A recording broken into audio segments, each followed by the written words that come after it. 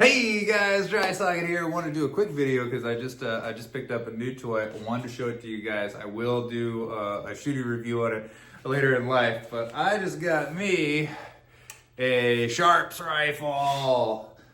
Gonna be just like my boy Tom Selleck here. So this one, it's an IAB. It's one of the newer ones from them. I know the kind of the joke when these first came out is IAB stood for it's always broke. This one, it's had a little bit of work on it. Yeah, I got it for steel, so it was one of those things I just had to have it. Haven't got a chance to take it out or anything like that. I literally just got it home and I'm shooting this video here. Got a couple things that I found interesting on it. You can see that someone soldered on basically a thumb pull on that. Just kind of odd, but kind of cool at the same time. I always like little innovations that other people do. So this rifle, man, it has a long history. I think this was made back in like 1848, not this particular one, but the design of the rifle. And then it kind of got used in a little bit of everything. It was, a military rifle in the Civil War. It became, like a hunting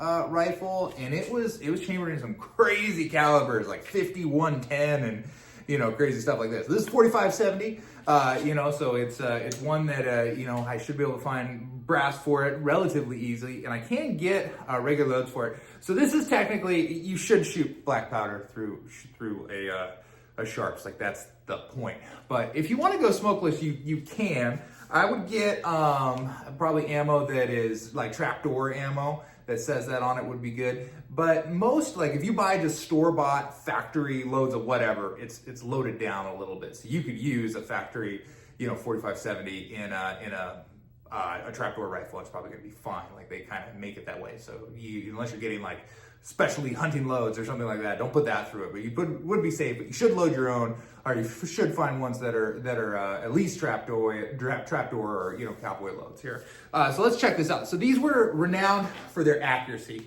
and one of the reasons is because the barrel is 37 feet long. So you would just like reach it out there and touch whatever you were gonna shoot, right?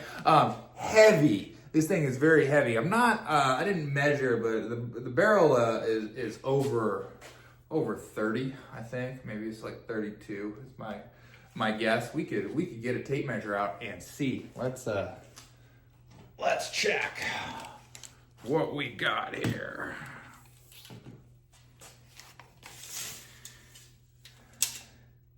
31. I was close. So very long barrel. And it's got a couple things. It's got two triggers, right? It's not a double barrel. The way that this works is you're gonna open there and you'll load, of course, and you'll set your hammer. It's very heavy, right? Bring our bullet up. Now this front trigger fires, but notice nothing happens when I pull it there. I have to take this trigger back first. This is called your set trigger. Now, what I've done is I've set this trigger, and man, is it a hair trigger. Look at that.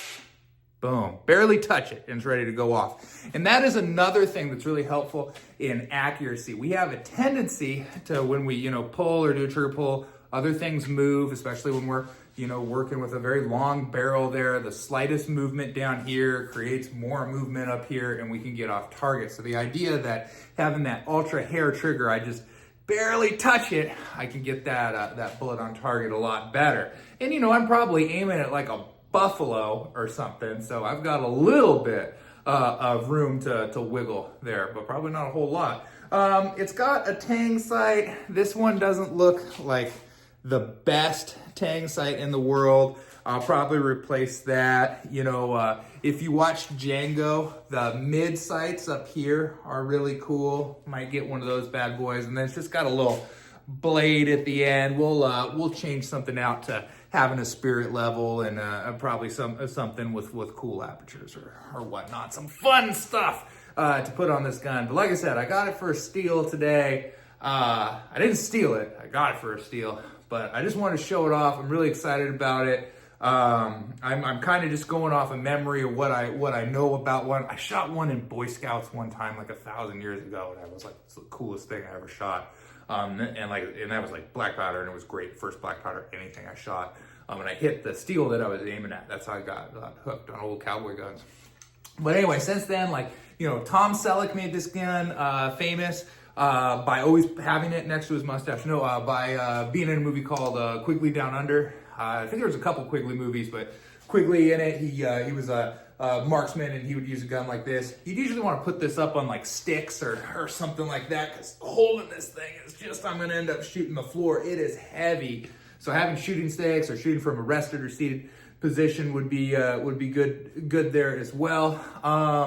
Because of those Quigly movies, there's companies that started importing them, like Pedersoli and whatnot, Shiloh I think was the other one, Shiloh Sharps. But this is my Sharps rifle in 4570, and I am very excited to get it out there and shoot. So look for that coming soon.